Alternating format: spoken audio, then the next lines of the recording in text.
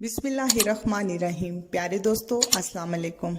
Novel कालिज कलियां और भंवरे की अगली किस्त शुरू करते हैं। कायरीन, जैसा कि आप जानते हैं, ये नॉवल लाहौर के उस दौर का है जब पाकिस्तान में मोबाइल फ़ोन सर्विस मौजूद नहीं थी। कायरीन की सहूलत के लिए अब इस तहरीर को यूट्यूब की शक्ल में पेश किया जाता है। उम्मीद है कमज़ोरियों के बावजूद पसंद आएगा।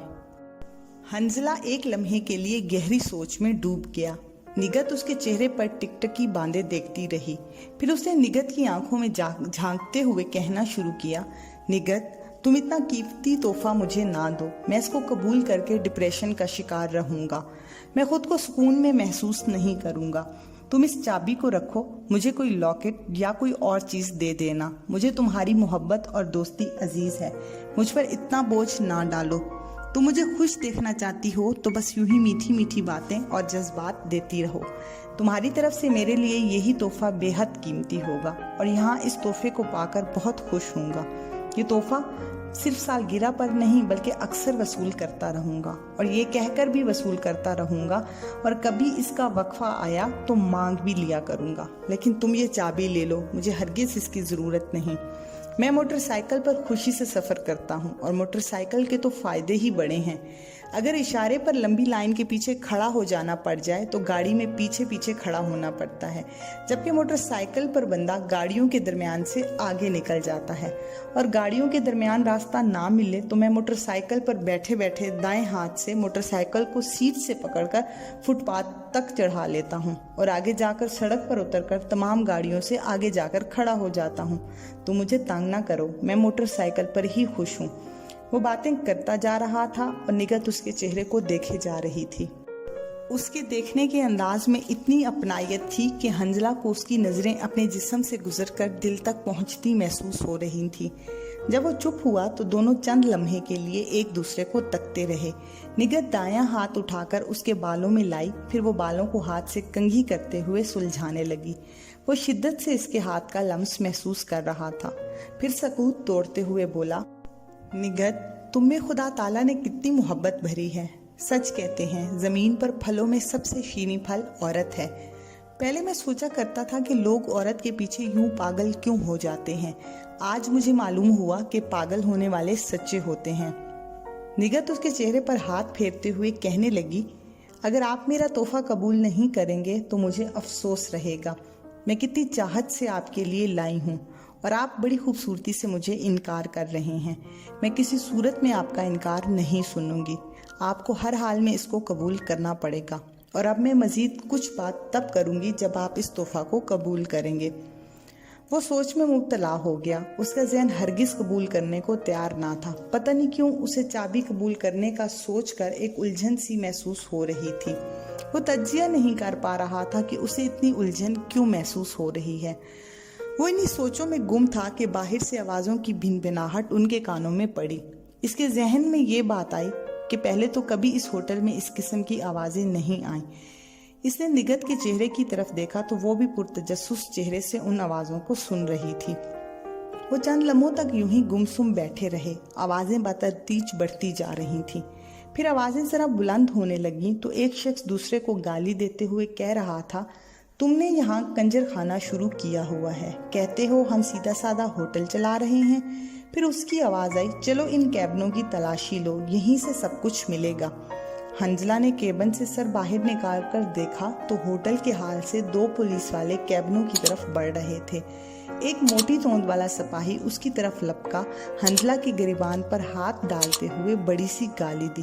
फौरी तौर पर उसकी समझ में ना आया कि क्या मामला है, मगर अगले ही लम्हे समझ गया कि पुलिस का छापा पड़ गया है और अब सूरत हाल काफ़ी संगीन हो गई है। तमाम कैबिनों से पुलिस वालों ने जोड़ों को कालरों से पकड़कर हाल ले आए। लड़कियों ने रोना शुरू कर दिया। होटल वाला मैनेजर मिन्नतें करते हुए एक सफ़ेद पोश के आगे हाथ जोड़ते हुए कह रहा था, मजिस्ट्रेट साहब, आप बाइख्तियार हैं, मेहरबानी करें, एक दफ़ा गलती माफ़ कर दें, आइंदा ऐसा कभी नहीं होगा, मैं कसम खाता हूँ। ये सुनकर उस मजिस्ट्रेट ने एक ज़ोरदार थप्पड़ होटल मैनेजर के चेहरे पर रसीद किया और कहा, बगैरत, अपने करतूत देखे हैं, आज पकड़ा गया है तो माफ़ी और चास मांगता है। मजिस्ट्रेट के साथ मौजूद इंस्पेक्टर ने आगे बढ़कर केबिन से बरामद होने वाले एक नौजवान लड़के को ताबड़तोड़ थप्पड़ मारने शुरू कर दिए। वो लड़का चुपचाप खड़ा रहा। लड़कियां, जिनमें होटल की मोटी सी वेट्रेस भी शामिल थी, अपने अपने अंदाज से रोने लगी। लड़कों को जैसे सांप सूंघ गया हो। निगत के चेहरे पर आंसू रवां थे। वो चुप कभी हंजला के चेहरे और कभी होटल के माहौल को देखे जा रही थी। इतने में इंस्पेक्टर आगे बढ़ा, निगत को बालों से पकड़कर अपनी तरफ खींचकर बोला, बता उल्लू की पट्टी, क्या नाम है तेरा और तेरे बगैरत बाप का, जिसकी इज्जत यूं होटलों में नीलाम कर रही है। उसके हाथ की गिरफ्त इतनी सख्त थी कि निगत गिराह कर रह गई। हंजला को उस पर बहुत गुस्सा आया, मगर चुप रहा। इसको फिक्र थी कि इस वक्त वो यहाँ से किस तरह निकले। अगर थाने चले गए तो जिंदगी भर किसी को मुंह दिखाने के काबिल नहीं रहेंगे। सिर्फ वो क्या, हर पकड़े जाने वाले के जहन में यही ख्याल गर्दिश कर रहा था। हंजला इंस्पेक्टर की तरफ कहर आलूद नजरों से देख रहा था, मगर बेबस था। जब इंस्पेक्टर की नजर उस पर पड़ी तो हंजला के अंदाज से गुस्से में आ गया और निगत को छोड़ते हुए उसकी तरफ बढ़ा। इंस्पेक्टर ने एक गंदी गाली देते हुए हंजला के चेहरे पर एक थप्पड़ रसीद किया और कहा, मुझे घूरता है। मगर हंजला चुप रहा, क्योंकि वो मौका की नज़ाकत से बहुत परेशान था और अपने जहन में यहाँ होटल के अंदर थोड़ी बेइज्जती को सरेआम खबरों में बेइज्जती पर तरजीह दे चुका था। इतने में होटल का मैनेजर आगे बढ़ा और इंस्पेक्टर के हाथ जोड़ते हुए एक दफा काउंटर तक जाने की इजाजत मांगी। इंस्पेक्टर ने दो सिपाहियों को उसको साथ काउंटर तक जाने को कहा और टेलीफोन इस्तेमाल करने से मना किया। जब मैनेजर वापस आया तो उसके हाथ में एक पैकेट था। वो इंस्पेक्टर को देते हुए मिन्नत करने लगा कि इसमें 1 लाख है, आप ये रखें, और लड़के लड़कियों की तरफ इशारा करते हुए बोला, मजीद इनसे कुछ ले लें और हमारी जान की खलासी करें। इनसे मुराद होटल में मौजूद लड़के लड़कियां थीं। और इंस्पेक्टर ने जरा मुड़कर मजिस्ट्रेट की तरफ देखा और कहा, चौधरी साहब, क्या ख्याल है, इनको एक दफा छोड़ना दिया जाए? थाने जाकर इखबारी नुमाइंदों को बुला लेंगे। मजिस्ट्रेट ने कुछ जवाब ना दिया, बल्कि आंखों से इशारा किया। फिर इंस्पेक्टर लड़के लड़कियों की तरफ मुड़ा और कहने लगा, अगर तुम लोगों को थाने ले जाकर तुम्हारी इखबारों में तस्वीरें दी जाएं तो कल तुम तमाम शहर, बल्कि तमाम मुल्क और खास कर तुम्हारे रिश्तेदार तुम पर थू थू कर रहे होंगे। तुम क्या, तुम्हारे घर वाले भी मुंह छुपाते फिर रहे होंगे। फिर क्या ख्याल है? एक नौजवान लड़की हाथ जोड़ते हुए इल्तिजा करने लगी, खुदा के लिए हमें छोड़ दें, हमारे जेवर और हमारे पास जो मौजूद रकम है वो आप ले जाएं और हमें जाने दें। उसका जवाब सुनते ही इंस्पेक्टर ने गरजदार आवाज में कहा, तुम लोगों को चांस नहीं मिलेगा। उसने एक कांस्टेबल को इशारा करते हुए कहा, तुम इनकी तलाशी लो, इनके पास कोई नशा आवर चीज तो नहीं। ये सुनकर 2 कांस्टेबल आगे बढ़े और उन्होंने तमाम जवानों की तलाशी लेना शुरू कर दी और उनके पर्स वगैरह एक मेज पर रख दिए गए। फिर उन्होंने लड़कियों की तलाशी ली। तलाशी ऐसी थी कि वहां पर मौजूद लड़के और लड़कियां शर्मिंदगी और बेबसी से एक दूसरे को देख रहे थे, जबकि पुलिस वाले ने लड़कियों को हर जगह टटोल कर चेक किया। वो लड़की जिसने जेवर उतारने की बात की थी, उसने अपने बुंदे, हार और चूड़ियां उतारकर मेज पर रख दिए और दूसरी लड़कियों को भी ऐसा करने को कहा, तो उन्होंने भी अपने थोड़े बहुत जेवर मेज पर रख दिए, जो मिल मिलाकर काफी मालियत के हो गए थे। इंस्पेक्टर ने आगे बढ़ते हुए कहा, आपको एक शर्त पर छोड़ सकते हैं, आप लोग एक अच्छी खासी रकम का फौरन बंदोबस्त करें। अगर ऐसा कर सकते हैं तो ठीक है, वरना हम अपनी कार्रवाई मुकम्मल करने में देर नहीं करेंगे। निगत के साथ खड़ी हुई लड़की ने कहा, अगर आप इजाज़त दें तो मैं 10 मिनट के अंदर आपके लिए रकम का बंदोबस्त कर सकती हूँ, मुझे सिर्फ एक फ़ोन करने दे। इंस्पेक्टर ने कहा, तुम्हें फ़ोन करने की इजाज़त है, मगर कोई चालाकी ना दिखाना, और अगर फ़ोन पर कोई ऐसी वैसी बात की तो हम अगले ही लम्हे तुम लोगों को थाने जाकर पर्चा काट देंगे।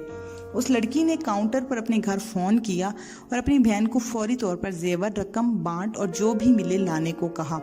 वो लड़की वापस आई तो इंस्पेक्टर जरा झंझलाहट में मुब्तला हो गया और एक पुलिस वाले को कहा कि लड़की को अंदर ले आओ और उसे मजीद किसी बंदे को अंदर ना आने देना। वो इंतजार हाल में मौजूद तमाम लोगों के लिए खटन था। तकरीबन 20 मिनट गुजरे होंगे। एक लड़की होटल में आई। उसने पर्स से कुछ डॉलर, जो तकरीबन 500 मालियत के थे, और खासी मिकदार में ज्वेलरी निकाली।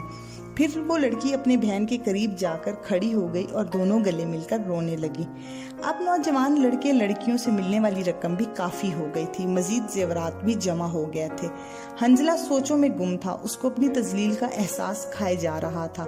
जिस इंस्पेक्टर ने इसके और निकत के साथ बदतमीजी की थी, उसको देखकर उसका खून खौलता जा रहा था, मगर वो बेबस था।